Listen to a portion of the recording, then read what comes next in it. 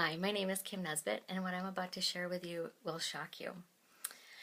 It was December 1st, 2006, and I got a phone call. I live in Seattle, and my parents live in Chicago area. And my brother was up visiting my parents, and I got a phone call that there had been a terrible accident and something bad had really happened.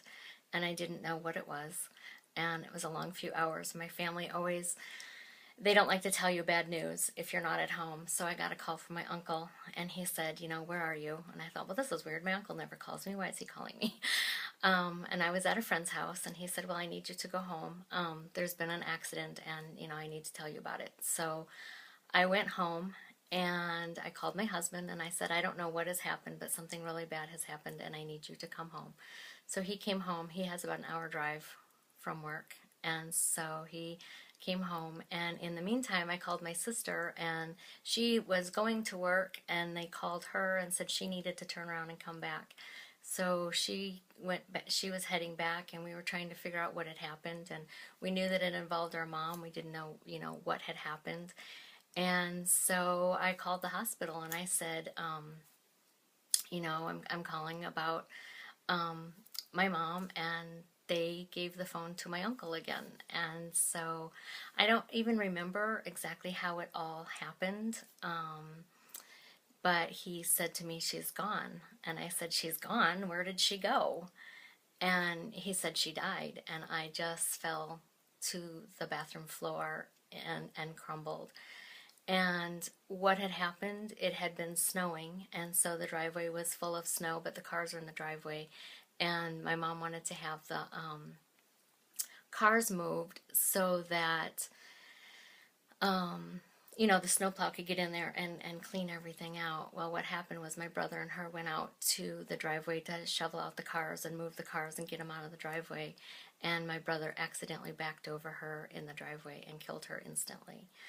So not only were we dealing with the loss of my mom, but we were dealing with my brother, who, of course, was in severe shock and trauma. And then we were dealing with my dad, who was in poor health. And actually, they ended up taking him to the hospital, too, because he almost had a heart attack. So I'm out in Seattle knowing that my mom has died, my brother is a terrible mess, and my dad is in the hospital with a potential heart attack. So I don't even remember getting to the airport or anything. I remember a couple of little moments on the airplane flying in to Chicago. But they said what happened is when you get a shock like that, when you hear something news like that, your brain will actually act like it's had a stroke. And that's exactly how, I don't know how a stroke feels, but it felt like there were just things that just didn't make sense. I couldn't make sense of anything, and it just seemed like the world was tilted wrong.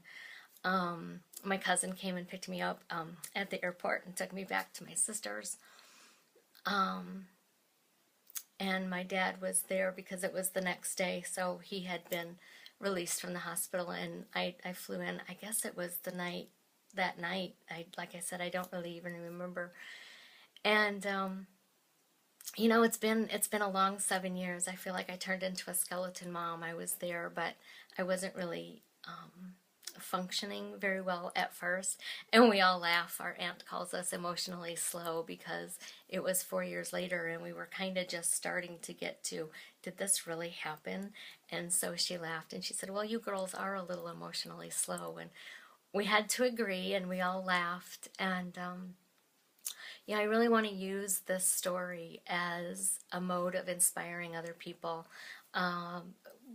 Obviously, we lived through it. We did get through it. I don't think it's something that you necessarily ever always just get over, but I do see good that came out of it, and that seems just weird to even say. But I've always been a very, very positive person, and I know with the help of God, He's gotten us through a lot of it.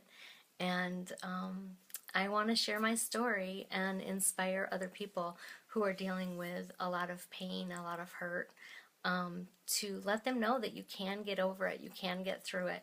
I don't think you ever fully accept it. I don't think you ever fully I will never say it's okay that it happened. In fact, I have a lot of questions to ask God when I get there, and what what were you thinking, God? I don't get this one, but through this story, I want it to mean something, and I know it is going to mean something. I know that it is going to impact a lot of people, and I look forward to helping people through their pain and inspiring them to know that they can get through it.